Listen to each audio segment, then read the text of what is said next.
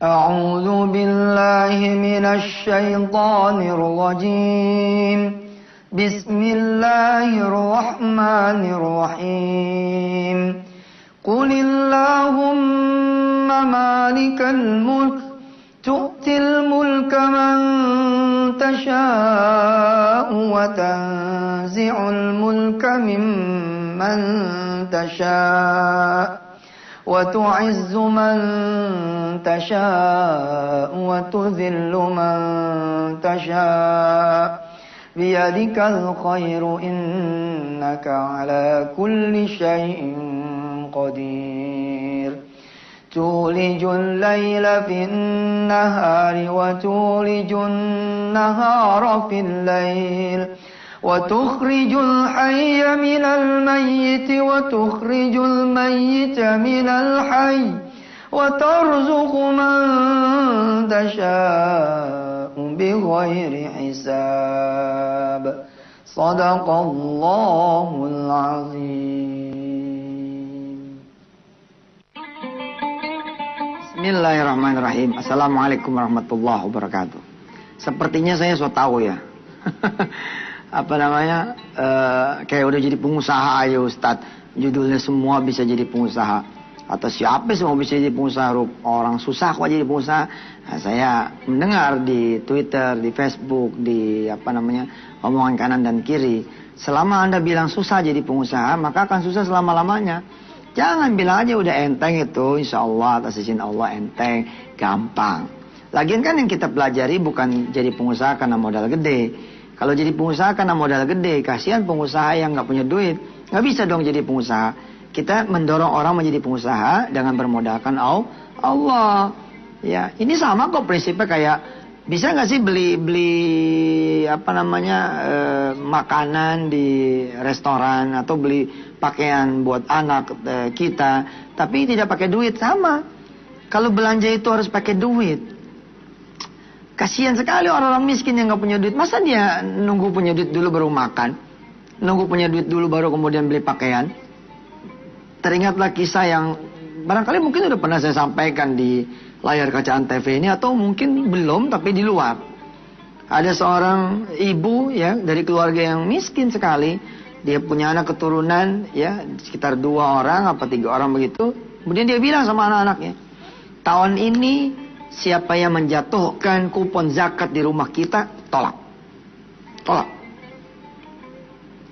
Jangan mau lagi tahun ini kita menerima kupon. Lalu kita ngantri di barisan orang-orang yang pengen dapat beras, dapat duit, dapat pakaian. Jangan. Nomor, dia bilang. Jangan lagi. Kita tahun ini bergerak menjadi muzaki. Menjadi orang yang justru berzakat. Dengan cara apa? Dengan cara kita memotong ya jalur miskin minta. Jangan minta. Dan si ibu ini disiplin dengan keyakinannya. Sampai kemudian pada satu saat menjelang hari raya, ibu ini menghibur hati anak-anaknya. Dia bilang, ayo nak kita ke pasar.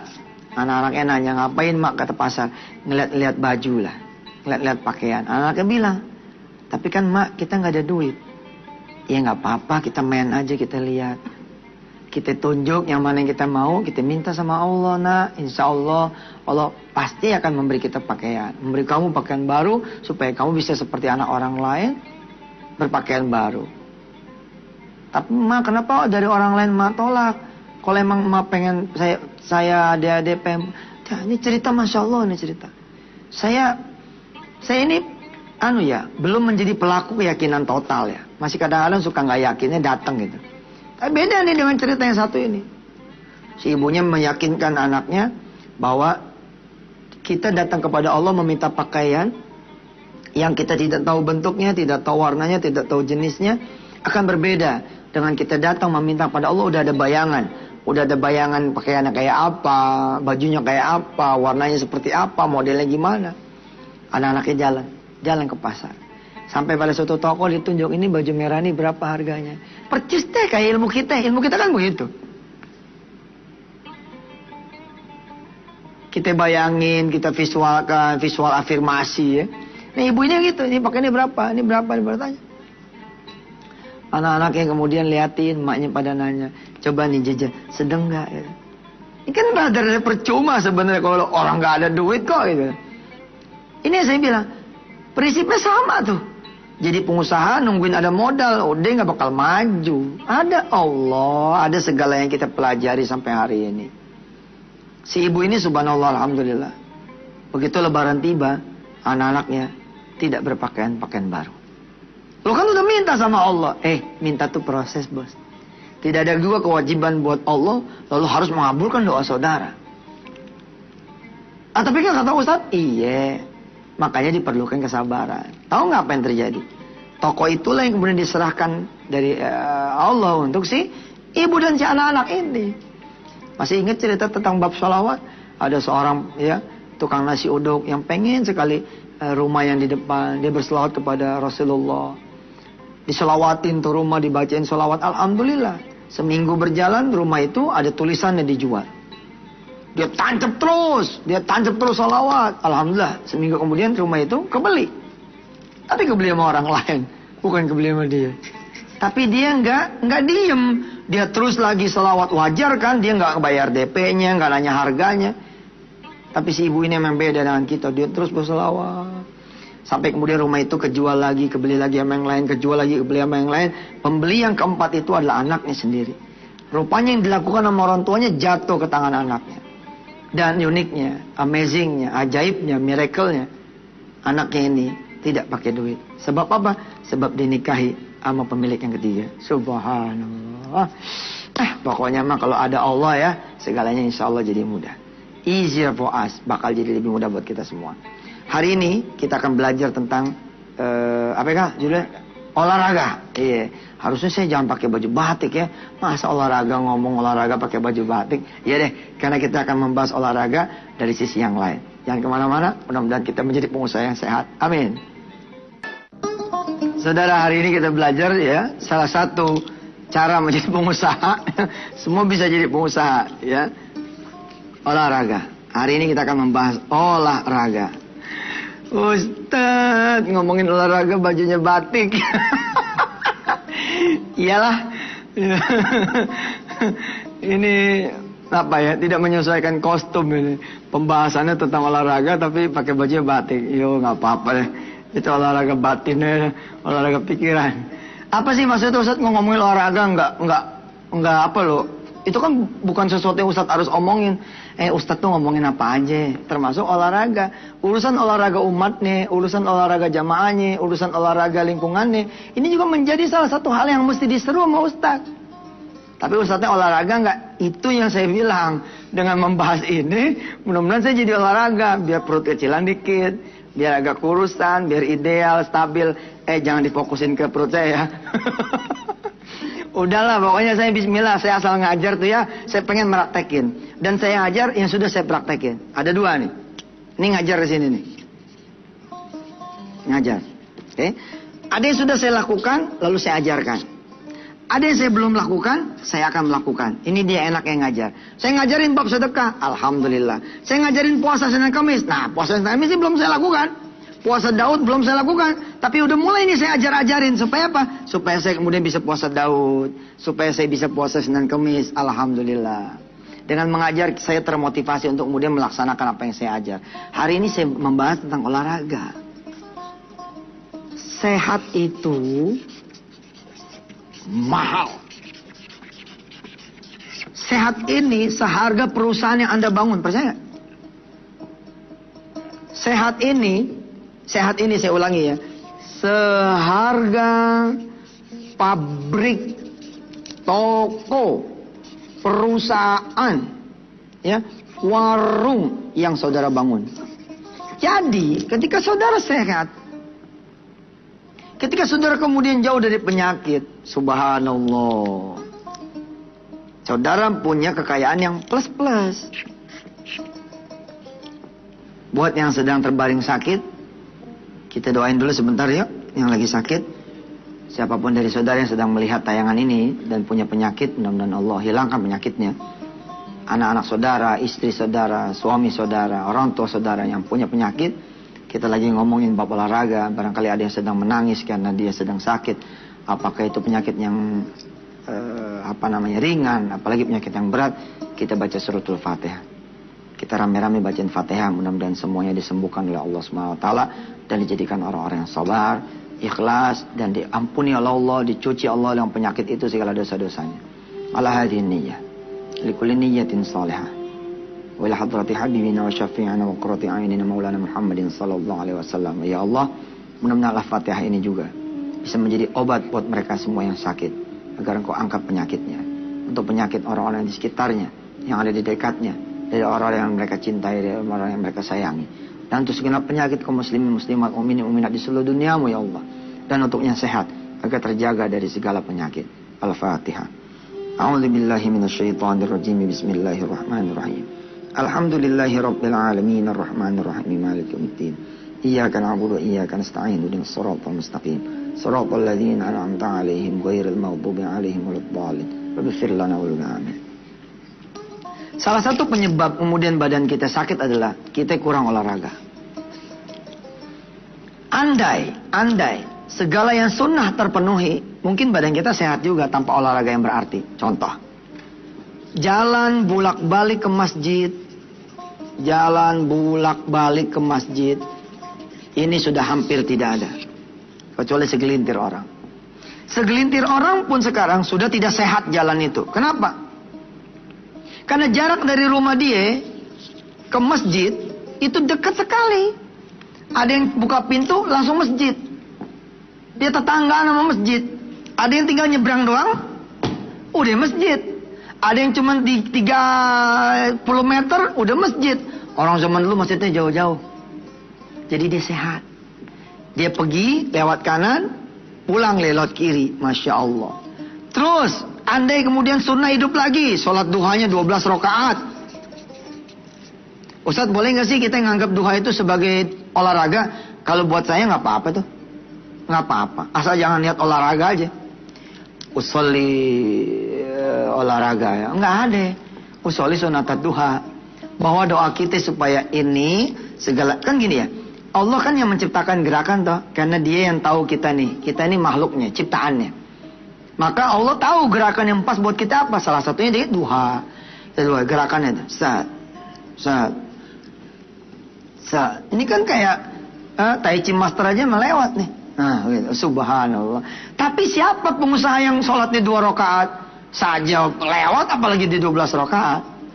Saya bener loh. Saya kalau zuhur tuh, ya pengennya tuh, coba dah siapa di antara saudara yang pernah bersama saya gitu. Insya Allah saya kalau nggak lagi buru-buru ya. Tapi persoalannya itu saat kita buru-buru melulu, emang susah sih. Harusnya ngatur gitu ya.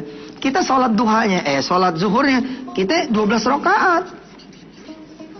4 sayap kanannya, qobliyah, 4 intinya, 4 ba'diyah. Gerakan kita ini 12 rakaat. Ini sama olahraga tuh. Berapa puluh rakaat dalam satu hari, itu menyamai berapa kemudian kilometer yang kita jalan. Apalagi kalau kemudian sebagai seorang pengusaha, calon pengusaha dan atau siapapun profesi saudara, olahraga dipentingi. Habis sholat subuh kita jalan kaki yang jauh. Pulang minta dijemput sama anak, kejauhan nih gue jalan. Ya dah, kita terusin lagi ya. Masih ada berapa segmen ya? Berapa segmen kita? Masih ada 1. Insya Allah kita teruskan setelah yang 1 ini. Ya, bagaimana tipsnya olahraga tapi mengandung ibadah. Subhanallah.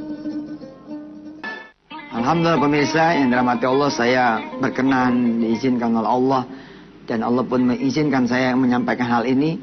Olahragalah supaya badan kita jadi sehat. Ada olahraga otak, kita ngaji, kita berpikir yang baik-baik, jangan berpikir yang buruk-buruk, jangan berpikir kotor, jangan merencanakan sesuatu yang jahat. Ini sesungguhnya kita olahraga otak. Otak kita nanti tidak akan memproduksi sel-sel yang jahat, sel-sel yang jelek yang membuat kita malah menjadi punya penyakit isi putar kepala. Ya, hari ini saya berdoa kepada Allah agar saya pun mencintai olahraga ya. Emang nih, mestinya di usia saya ini lagi gagah-gagahnya nih, ya lagi gagah-gagah olahraga, mestinya gitu. Ya ini pernah saya ikut lomba jalan sehat ya, saya cuma ngebuka doang, habis itu ikut mobil panitia, kan nggak beres ini. Contoh yang tidak baik ini. Insya Allah saya akan perbaiki diri, saya akan bersama saudara semua, insya Allah saya akan olahraga, insya Allah.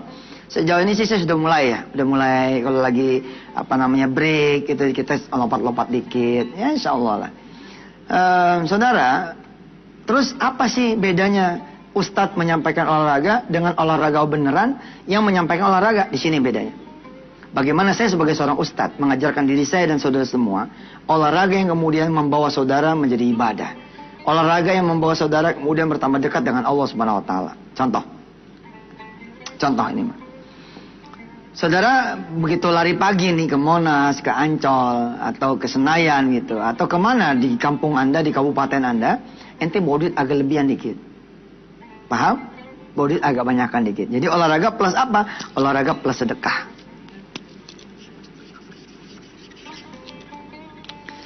Ente deketin nih, tukang ketupat yang lagi manyun, lagi ngipasin. Ente deketin, bang, masih banyak ketupat nih, masih pak. Ya udah, jualan yang bener ya. Assalamualaikum. Insya Allah diklip pakai nih pak. Ente nanya doang, enggak yang bener. Pak, ketupat 1. Masih ada berapa piring pak? Saya hari ini persiapan bawa 100 piring. Oh iya sebentar ya pak. Kumpulin tuh yang pada olahraga. Siapa yang mau ketupat siapa? Sini. Hari ini pagi ini saya yang bayarin. Insya Allah tuh. Insya Allah. Ini namanya olahraga plus sedekah. Tukang ketupat juga akan senang. Tukang ketupat akan senang, subhanallah. Kalau tukang ketupat udah senang, orang-orang ikut olahraga udah pada senang. Insya Allah Allah ngasih sehat juga. Ngasih sehat dari senyumannya tukang ketupat. Ngasih senyumannya dari siapa? Dapat pahala dari senyumannya orang-orang dibayarin. Kira-kira begitu. Terus ente makan soto. Makan soto, habis olahraga kita suka nyoto nih. Nah, gimana supaya sehat? Ikut nyuci piring. Ikut nyuci piring tukang soto. Insya Allah namanya itu pengusaha iseng. Pain. Enggak lah, maksud saya begini, tanya tukang soto. Bang, punya anak berapa? Ada 2 anak saya pak. Sekolah di mana? Ada dekat sini, SD Cikini, sini depan. Oh, kelas berapa? Kelas 3. Siapa namanya? Jamil. Oh ya udah. Kelihatannya kan kayak nggak ada apa-apa ya. Kelihatannya kayak nggak ada apa gitu, nggak ada titik apa koma gitu. Ternyata salah. Habis selesai, kan kita pengusaha dong, jaringannya kan ada ya kan. Kita SMS staff kita, tolong ente kecil ini, ada anak kelas 3 namanya Jamil. Lo bayarin sampai kelas 6-nya, tutup langsung. Subhanallah, ini dia olahraga tak mantap. Terus bikin teman-teman satu kantor, ayo kita semua pakai sepeda. Kita sepedahan. Tapi jangan lupa, bawa kemoceng. Bawa KNPL. Bawa ember. Ya. Ngapain coba? Habis kita olahraga pagi, pulangnya mampir ke masjid. Kita duha. Habis duha, kita lapin masjid. Kita kemudian pelin itu, kemudian lantai masjid. Kita bersihin karpetnya, kabang-kabangnya, segala macamnya. Allahu Akbar, ini dia olahraga plus ibadah. Cakep kan? Jangan ente jadi pengusaha olahraga ya. Pengusaha ini olahraga pakai celana pendek. Yang putri pakai celana pendek, yang putra celana pendek. Aurat putra itu tetap ngidengkul. Ngidengkul aurat putra. Ustadz, jadi nggak enak nih ngomongnya. Pokoknya istighfar aja dah. Udah banyak istighfar dah. Saya juga udah banyak istighfar. Saya doain, mudah-mudahan antepet top dah. Insya Allah. Ya pokoknya aurat perempuan, nih aurat.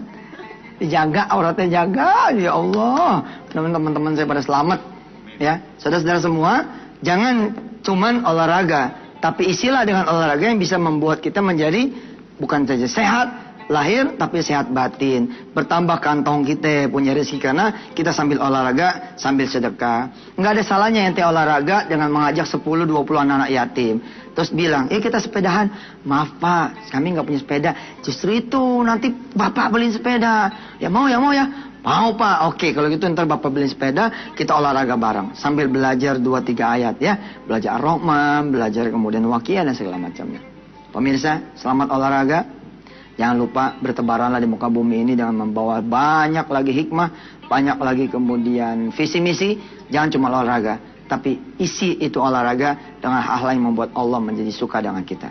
Jazakumullah, kembangkan lagi kreatif olahraga supaya Allah menjadi senang dengan kita semua, lalu membuat kita punya usaha menjadi maju. Terima kasih. Wassalamualaikum warahmatullahi wabarakatuh.